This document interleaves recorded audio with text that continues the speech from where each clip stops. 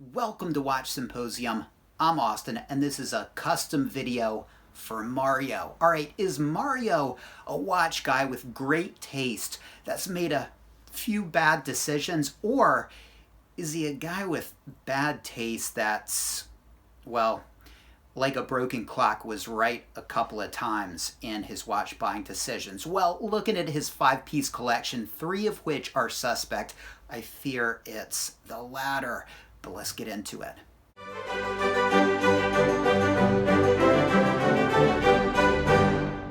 Mario writes, "Hi Austin, please see some pictures of my small but decent collection." Decent, I'll be the judge of that, Mario.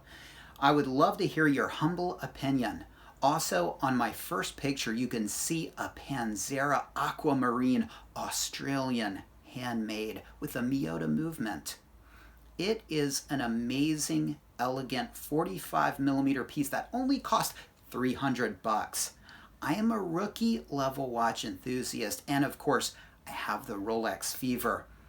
I would appreciate the name in the video as Mario LeBron from Orlando, Florida.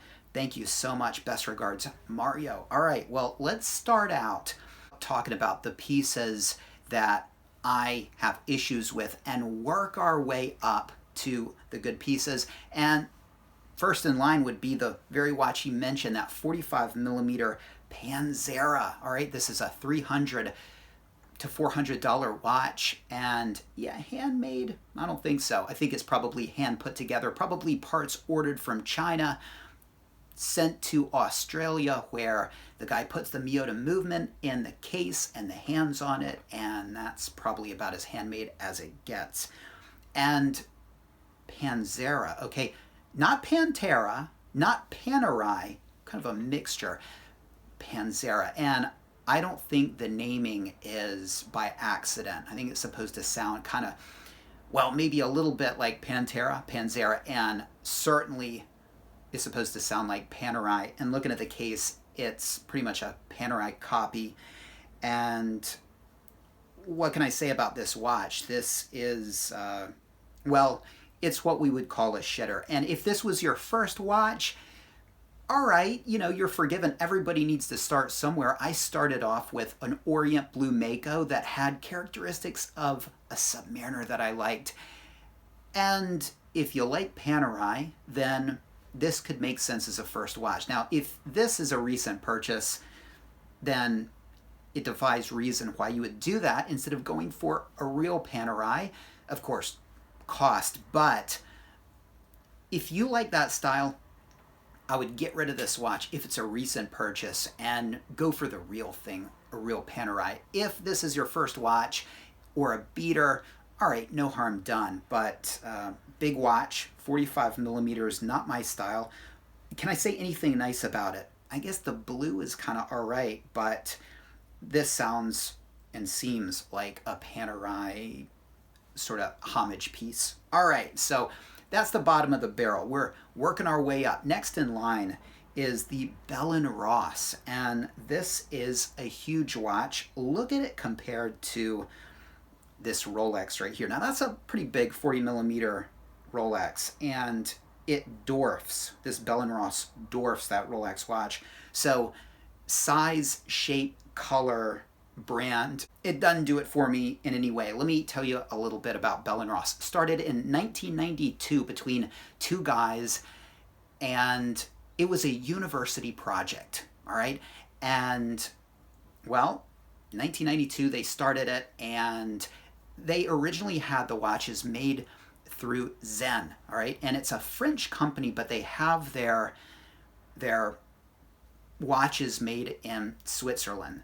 So that's why they're listed as Swiss-made watches. So really, it's more of a branding company than anything. In 2002, Chanel bought a bunch of stock in it, and its claim to fame is really this model right here, because it's supposed to look like the gauge on an airplane. Gimmicky? Yeah.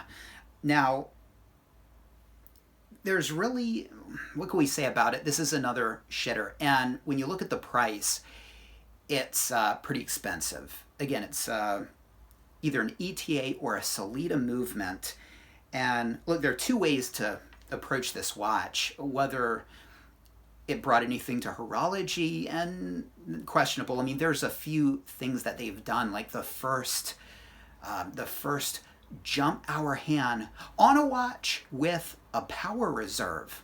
Yay. All right. That's like me saying, I made the first watch with a jump hour hand with a green second hand. Very first one in history. Historical significance there. Not buying that. All right. Also, they have one of their watches that was listed as the first automatic chronograph in space. Don't know if I believe that, but anyway, they seem to be following the Rolex pattern of, trying to get a few records, a few firsts. And look, guys, all right, Bell and Ross, not your real last names, you kind of changed them, which is fine, all right. But guys, you're late to the party, okay? It's over. The firsts with automatic watches is done. You're nothing but a branding company, which is fine.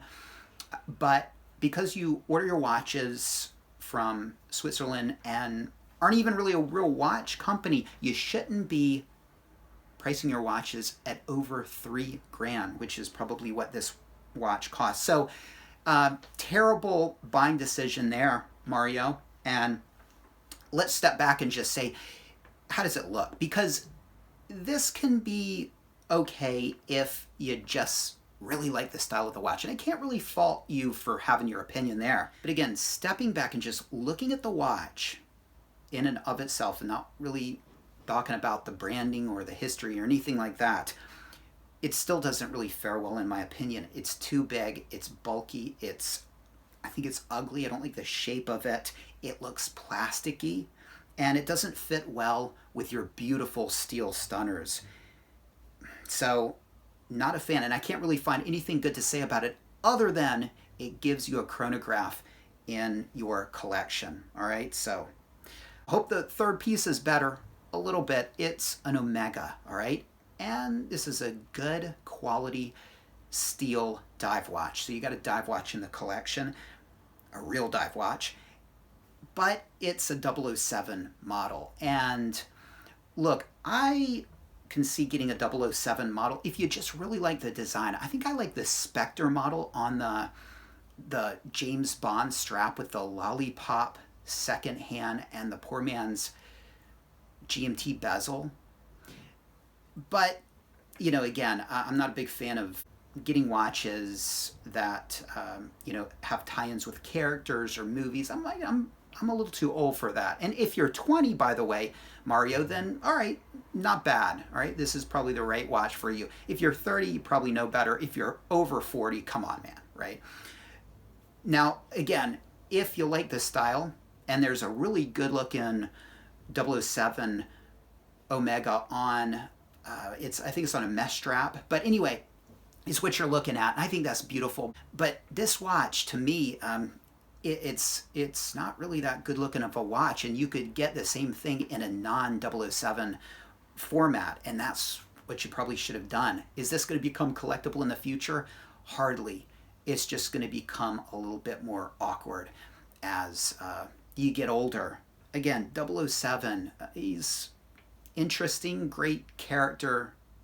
Love the fact that the first 007 was wearing a sub, but I don't need any of that on the watch. And I think it would be a better watch if it was an Omega that, again, didn't have that. So those are the three questionable pieces. Now, as far as the two good pieces, a couple of Rolex GMTs. And should we give him credit? Well, look, I mean, he's got a couple good pieces, but I kind of feel like he stumbled into it. You can't really judge a collection on the Rolex watches because they're no-brainers. You get any one and it's going to be pretty good unless you get some really garish one. But I think you really have to judge a collection on the non-Rolex pieces because it reveals a little bit more about the person. So these are two great Rolex pieces, and I guess we should give him credit for that. But he's got the two-tone ceramic root beer GMT. That's a beautiful two-tone GMT. It's one of the most tasteful two-tones. I love the bluesy, but it can be a little bit bright. That blue could be arguably a little bit garish. This much more toned down and very modern look. Brings a bit of gold into the collection. This could be, I guess in 2021, a fancy dress watch. He didn't really have any watch that I think could be, a proper dress watch. Probably doesn't need one like me, but very nice piece here. And comes on an oyster bracelet. On his other GMT, which is the steel BLRO, he's got the Jubilee bracelet, and this is just a, beautiful, what can you say bad about a BLRO, right? And great couple of Rolex pieces. They work really well together. All right, getting into what he should do. All right, first of all, I would get the Panzera out of the box, put it in a drawer. You could still keep it, but just don't taint your collection, okay? That's gonna free up a space, and the space should remain empty until you figure out what to put there, and it should be something good. You say you have Rolex fever. Good, I hope so. Hopefully that Rolex fever will combat all the shitter viruses in your collection. So try to foster that. We'll come back to what to put in that empty space in a minute. Then you got your Bell & Ross watch. Okay, first of all, you want to switch places with the Omega and the Bell & Ross. That's going to put that on the outside. Put those heart of your collection steel stunners in the interior, because they're the best part. Okay, so you have your two-tone piece in the middle. On the left, you've got your Pepsi. On the right, you got your Omega. And then far off, you've got that Bell & Ross, all right? So a little bit more easy on the eyes now.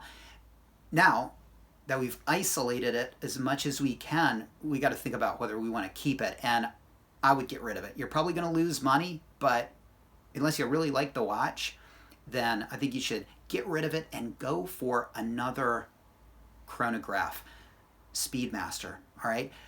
And you don't have to go for the typical 42 millimeter Speedmaster. Although you like big watches, I would go for an interesting dial color, right? Because you got a lot of, black dialed watches. So if you were to go with one of the 2020 Tokyo Olympics Speedmasters, that could be kind of cool. Or something else, all right? Just an interesting Speedmaster could be kind of nice if you didn't want the typical 42 millimeter Hesalite standard Speedmaster. But that would be a much better chronograph, affordable, and it would bring another Omega into the collection.